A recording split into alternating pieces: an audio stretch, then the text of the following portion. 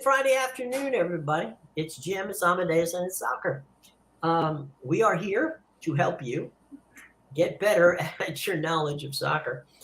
We had somebody, a Twitter guy yesterday, Amadeus, who I pushed in your general direction, who was a Liverpool fan who took, you were kind enough to give me your top four. I gave it to them, and he just went ballistic because his Liverpool team was not in there. And I'm like, well, you know what? That's just the way it is. You have to deal with it. So there you Yeah, go. well, Liverpool was a team I was down on coming into the season. I just thought, I know we do talk a lot of smack about Liverpool, but realistically, it was the loss of Sadio Mane, which really it disrupted the flow. They're starting to find a groove now, but too little, too late. If you look at the way they performed throughout the season, they were very bad away from home.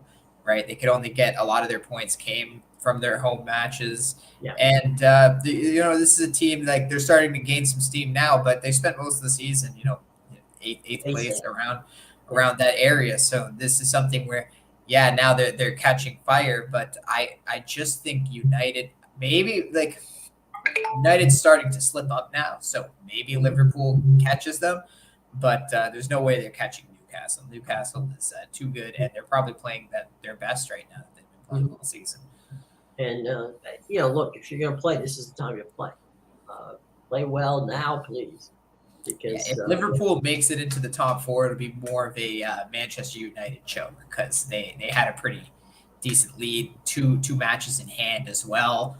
So that's something where that Liverpool can do all they want. They could win out the rest of their season, but they still need some slip-ups from other teams along the ways because they've put themselves in that position where they know they can't control their own fate. So if they do end up in fourth spot, then, yeah, I would say that would be a massive choke by United in the end. So basically, at that point, Sean would be in a state of mourning. We would have to get him grief counseling at that juncture if Man would slip out and Liverpool would slip in. So we want to make sure that we'll be ready for that. We were looking at some interesting stuff, and that was that I saw the Italian league is actually going to air 3 or 4 games next season on YouTube. They made a deal with YouTube to air some games on YouTube, and they think that what that will do for them is give them more of a reach and an audience that they may not have had if they didn't get that opportunity. So good on them for embracing a little bit of the social media aspect of it. Yeah, and you know what? This is a league that's they're on the up and up right now because if you look at it, they got very strong teams. I saw something the other day where it was the last 4 years have had a different winner of the Serie A title. Right, last year was AC Milan. This year's Napoli. I think the year before was Inter Milan, and then I think maybe Juventus was in there back in the Ronaldo days. I think that might have been 4 years ago, but yeah. So basically, they've had a different winner, very competitive league right now, and say what you want, but they're performing in European competition as well. You had 2 Italian teams in the semifinals, obviously with the Milan derby there. But you also have 2 Italian teams in the Europa League finals or semifinals with Juventus and Roma, and Fiorentina's in the Conference League finals. So, very. And then obviously, Inter Milan got through Napoli in the quarterfinal of the Champions League. So had they had a different matchup, maybe there could have been 3 Italian teams. Obviously, the road didn't work out that way, but very, very strong league right now, and definitely on the rise. The other thing, too, is it's good to be on the rise, but it's also good to realize that you can always get better, right? And I think that is what you want. You've got a league on the rise. You've got good television exposure, but it's the leagues that get it, that realize, okay, social media can help expand our league and expand our reach and expand who begins to like our brand. So I think that was, very wise on their part to identify and to realize, okay, um, you know, there's only a billion people who are on YouTube, so perhaps they can find us, right? Yeah, definitely. There's a wise. I know the MLB does the same thing too. They I don't know if they're doing it this year, but I know that last year and in past years they always have that YouTube game of the week or whatever they call it. You're on mute right now. They're on, it's a worldwide thing. So, everybody who wants to watch the baseball can watch the baseball. And I know that what YouTube did, which I thought was brilliant on their part, is they didn't sell advertising. So what they did is in between, innings, they would take Twitter and live questions off of YouTube from people from baseball fans all over the country, all over the world, who were listening to them. So I think they had a very good idea with that process. So it worked, and hopefully it'll work well for soccer. I think that what people one of the good things about soccer and fans is they've embraced the streaming aspect of it, and I find that that's kind of interesting because you're finding more and more people who are saying, who are soccer fans who are saying, why are these people, upset about trying to find their favorite football team, college football team or basketball or all that, or the world's coming in because I've got some, there's games on streaming. They're used to it. I mean, we're used to watching Paramount Plus. We're used to watching Peacock. We're used to watching ESPN. Anywhere where there's a plus to it, we seem to have no problem finding it. And in some cases, you go to the IPTV route. So I can't quite get over how these people can't find something. Or don't want to be quote unquote inconvenienced by trying to go to a streamer to watch something that, frankly, it's better to watch it on the stream. Yeah, I think a lot of those people that probably say that are the ones that haven't bought a new smart TV yet, or probably still using the same TV they had 20 years ago. So, they can't stream the game, but yeah, definitely, every TV now has its own apps on it, things like that. I bought a TV over 5 years ago, and it's a smart TV. So yeah, there's definitely no reason why. And the thing with soccer too, right? I think why the streaming aspect doesn't bother so much is because it's one of those things where I know, like in Canada, for example, finding Serie A matches or even the Premier League is so tough. There's no channels that have the rights to these matches. If you want to watch them, you have to go out of your way and pay extra to pay for like the beIN Sports package or something like that, Sky Sports, something that has the rights over in the UK for it. But with the streaming aspect now, it's like I download Fubo TV and I have all my Serie A, Ligue 1, and Premier League right there. So right, and then La Liga is on TSN, but as a cable subscriber, and that's another thing I don't think people realize. Like all these other things in TSN Plus and Sportsnet Plus. I don't know how it works in the States, but in Canada, like I have Sportsnet now and I have TSN Plus. I don't need to pay for it because I'm a cable subscriber, and they give you that option, right? If you're already paying for the channel with your cable package, just log in through the cable company. Right, exactly. All you need is identification authorization, and it takes about 5 minutes, and poof, you can watch it on your phone, you can watch it on your tablet, you can watch it on your TV.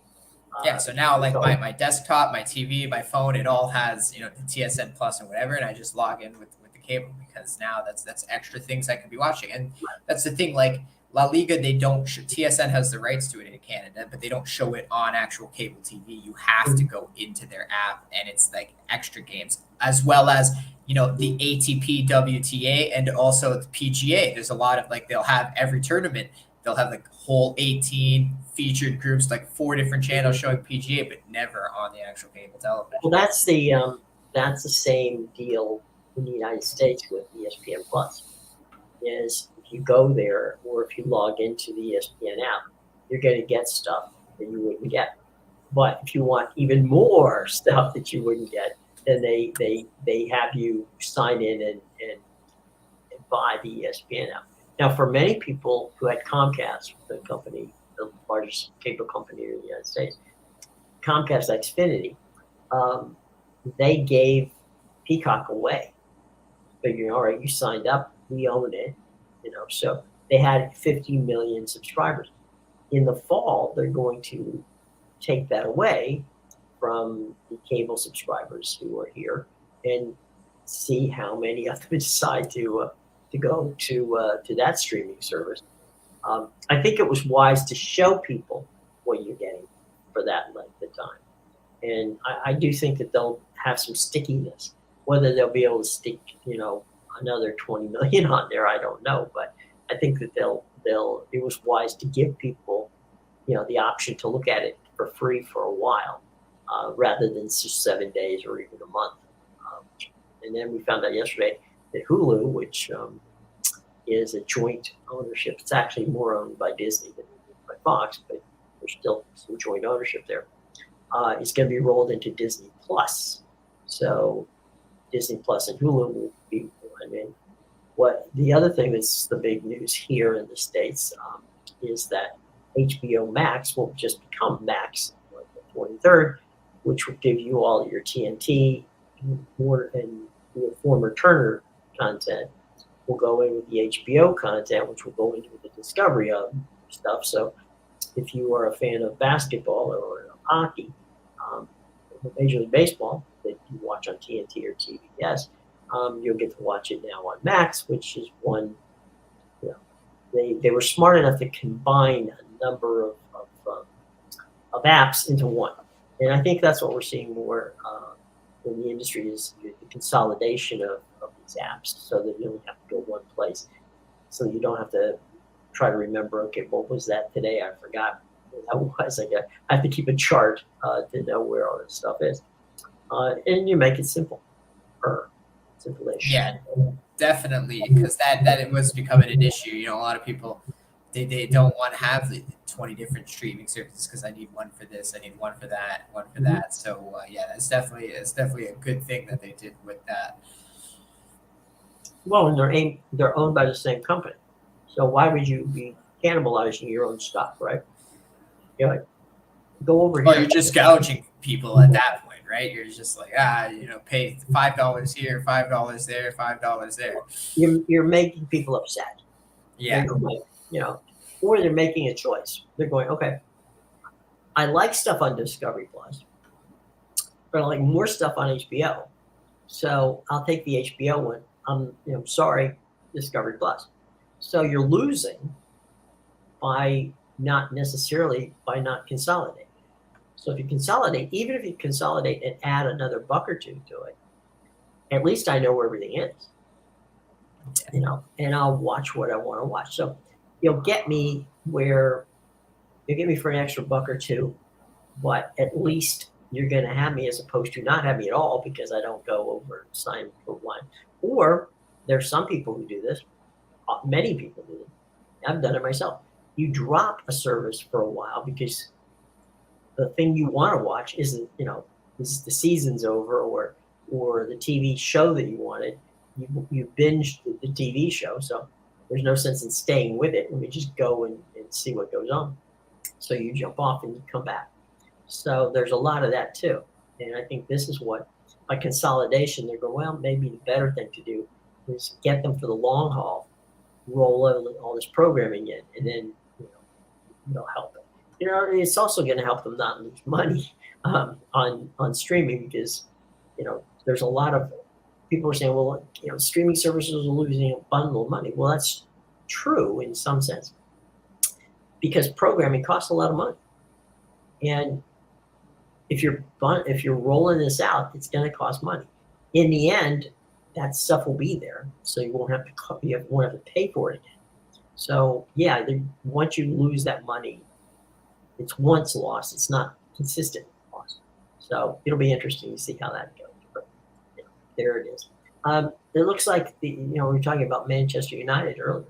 It looks like the leader in the clubhouse again. Here we are with who is it? This time it's the English gentleman who seems to be the front runner to land at Manchester United a little over $6 billion. Yeah, we'll see. We'll see when this club actually gets sold. All right, this is like the Dan Snyder stuff all over again. It's like you can't even force these guys to sell the team. They take it off the market. Now it's like, no, we need to keep bidding it up. Like, just stop it already. Nobody wants it.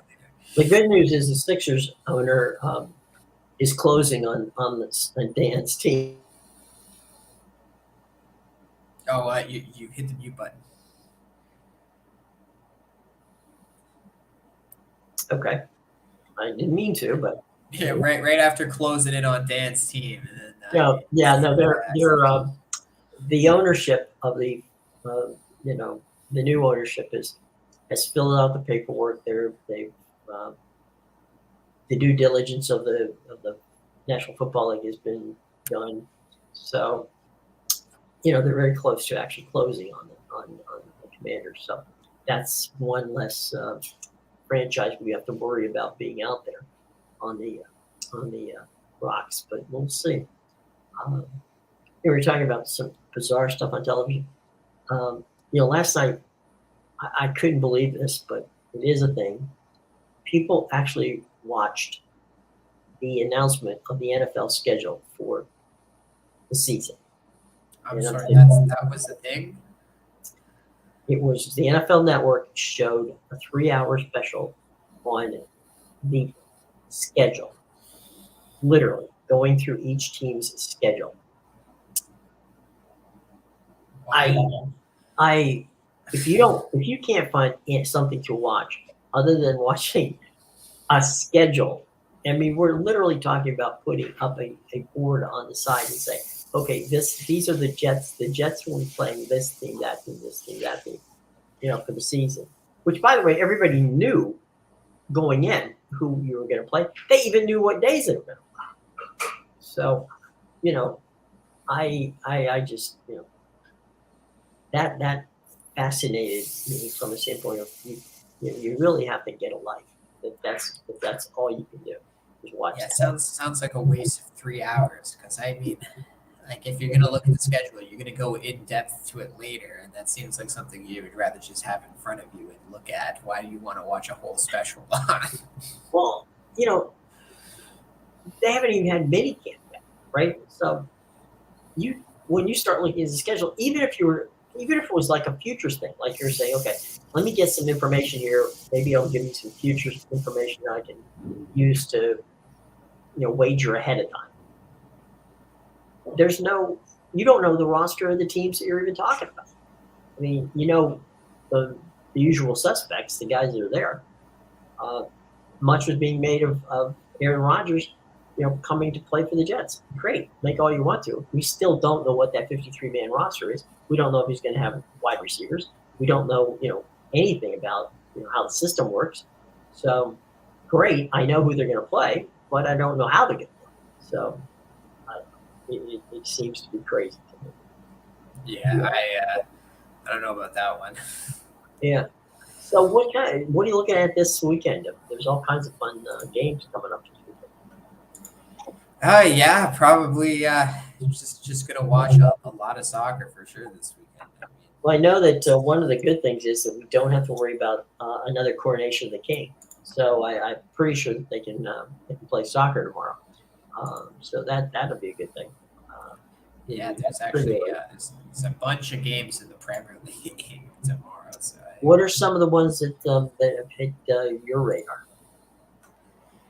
Yeah, I think this Chelsea Nottingham Forest game is going to be interesting because Chelsea finally picked up a big win. It took them like 80 minutes to score the winning goals against Bournemouth, but they finally got that demon off their back. Now they're at home, but they're going up against Nottingham Forest has been really bad on the road, but they're going to be desperate for points here because they're in the relegation. So it's going to be definitely it's going to be an interesting one. Another interesting one, I think, is Aston Villa and Tottenham, because obviously Aston Villa's been very hot. They lost a bit of steam, but they're still playing very well and very well at home. Tottenham finally picked up a big win, but they haven't been good at all on the road this year. So that's going to be an interesting one. They're fighting to get into European competition, as well as Aston Villa, who's, I believe, ahead of them in the standings right now. So definitely some interesting matchups there. Obviously, Man United and the Wolves. The Wolves have been playing a lot better lately, and Man United seems to be choking away their top 4 spots. So that'll be a match to watch as well. The interesting part to this is, as you said, the relegation. As we get closer, what would you say? Where are we in the cycle of watching relegation, where things are, if you're in that cutoff line, right? You start if you're a fan of that team to panic. Have we reached it yet, or are we? Yeah, I think we reached it 2 matches ago, because it's very tight right now, and the last 2 matches have been big because there was quite a bit of teams tied, and now obviously it's starting to separate a bit. You see, West Ham's pulling away a bit with that win over Man United. They're kind of safe now. Bournemouth went on that big run. They're kind of safe now. No, I was on Inter Milan plus 140, Foxy. The AC Milan did not let me down at all. They did exactly what I thought they were going to do. Thank goodness, Foxy, he's on. Yeah. That was not. It was a disaster, definitely, because I knew they always choke against Inter Milan. That wasn't a shock to me. It wasn't anything that I wasn't expecting. But going back to the relegation. Mm-hmm. Yeah, we're starting to get, like, Southampton's almost at the point. There's 4 matches left in the season. I'm not sure if they're mathematically out yet, but like, even if they got 12 points, they're at like some 30, 36 or something like that, and it's not going to be enough. So I think there's teams that you're going to start to see. Southampton's going to obviously get eliminated, but yeah, there's these other teams like Leicester, Leeds, who I've been saying for weeks, man, they've been just dropping down the table. These teams, now they're really going to start playing these last 4 matches, because they're getting too close to the danger zone, and it's all going to whittle out. We'll see what happens. I thought you were going to put on a little bit of, Kenny Loggins getting to the danger zone. 18th place go down on goal differential. He thinks. Foxy thinks that 18th place go down. Yeah, so already Foxy expects there to be a tie for points with those teams. So that, especially, if you're one of those teams, you're definitely freaking out, because there's some goal differentials that aren't even close right now. Like there's one, I know there's like a 10 goal difference between one, and they're all in the negatives. They're all like minus 32, minus 22. But that's the thing, is there's such big gaps between some of these teams that, like, you got to pick up points, because goal differential is pretty much useless to some of these teams, unless you're obviously the one that has the best one. Then you're sitting there and praying. But yeah, these other teams, you got to rely on picking up the points, not picking up getting out. I mean, I don't think you ever want to put yourself in a position where you're hoping that somebody else bails you out. That's that usually isn't a good way to see what's going on. I'm actually trying to bring this up as we speak, so we can look at the table. And the table is such. Okay, so we got right now Everton. Everton's at 32 points. Leicester City is at 30. Leeds is at 30. Southampton is at 24. Nottingham Forest is at 33. West Ham looks like they're in good shape because they got 37. Bournemouth is at 39. So That's where we are. The cutoff line right now would have Leicester City, Leeds, and Southampton. But Everton's only 2 points away from Leicester City, and Nottingham Forest is only 3.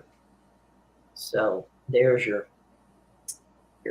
bunch. We got Man City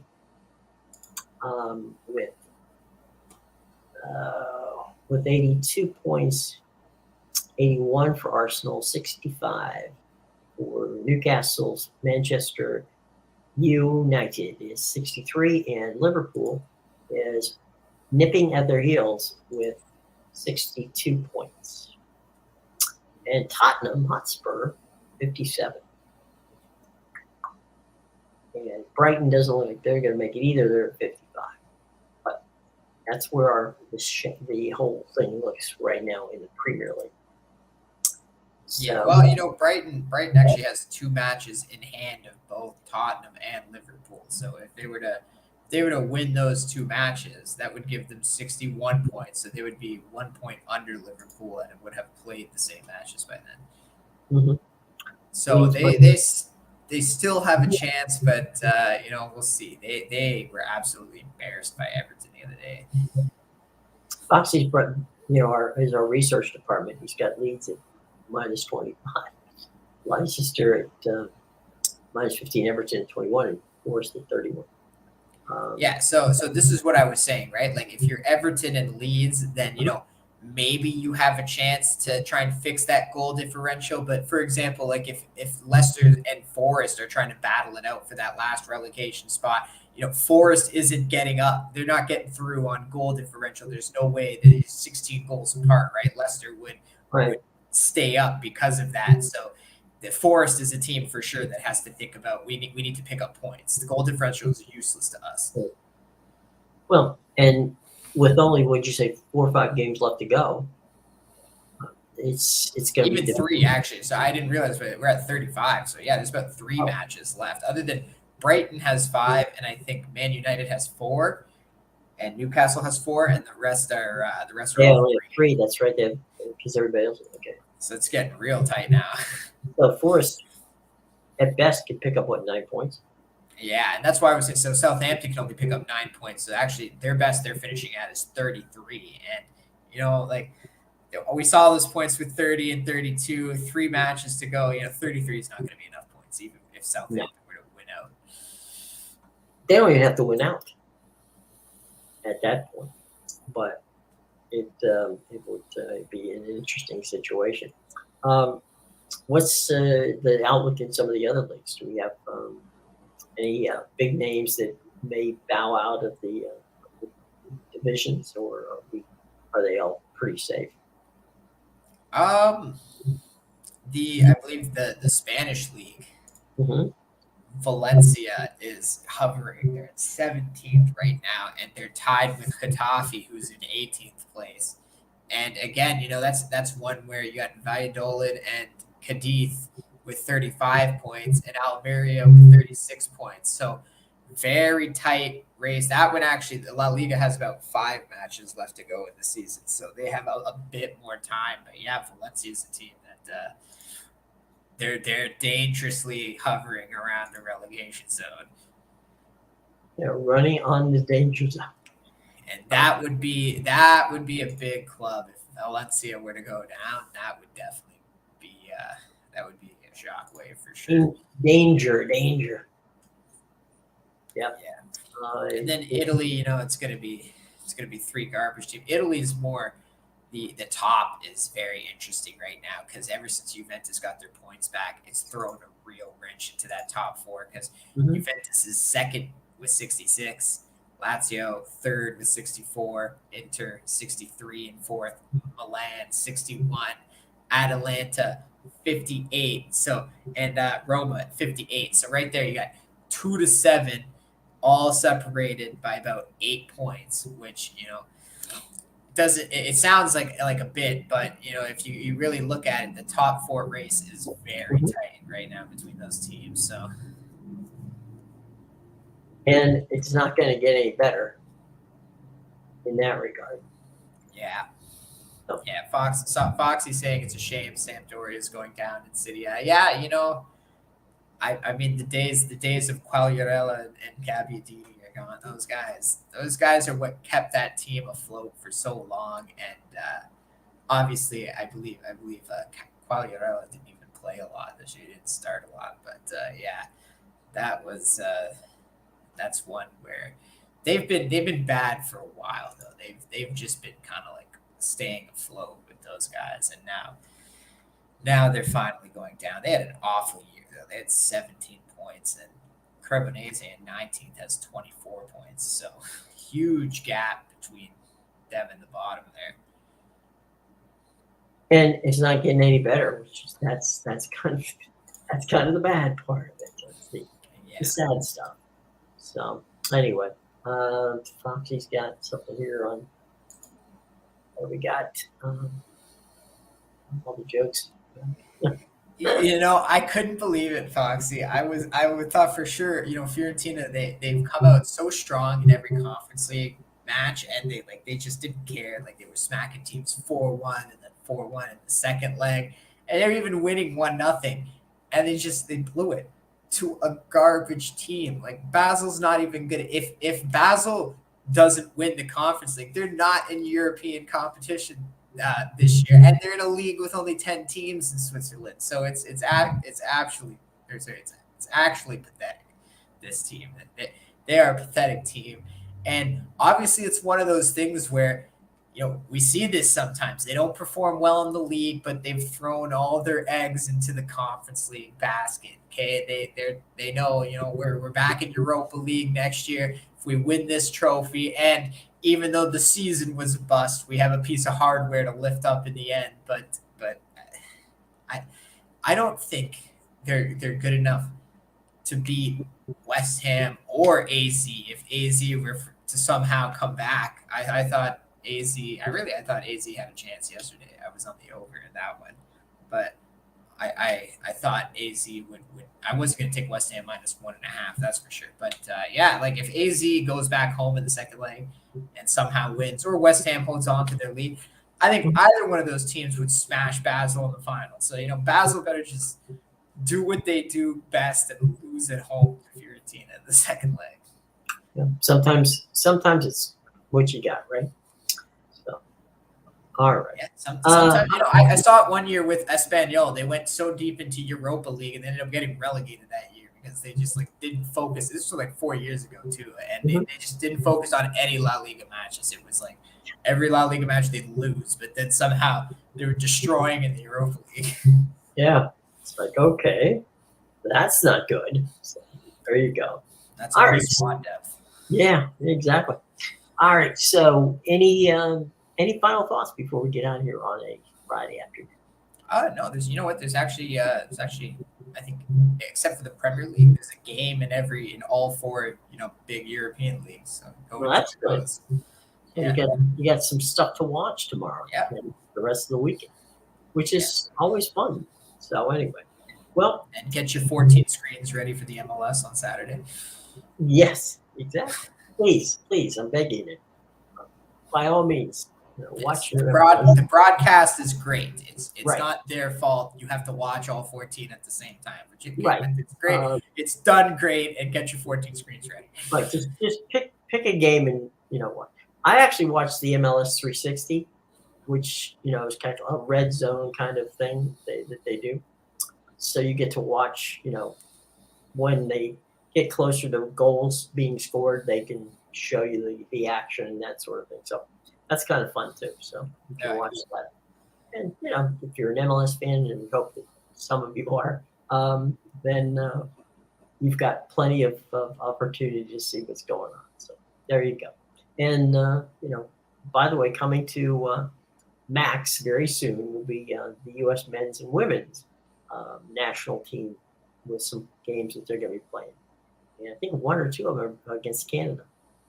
So we'll see how it goes. And we're getting closer and closer to Australia and the Women's World Cup for the summer. So all kinds of fun stuff is in the offing. And so keep a lookout for it. We'll keep you posted on it. All right. So we'll see you on Monday. You guys have a wonderful weekend. Now, Mr. Ace and I will be ready for you on Monday. Have a good weekend, guys. Bye.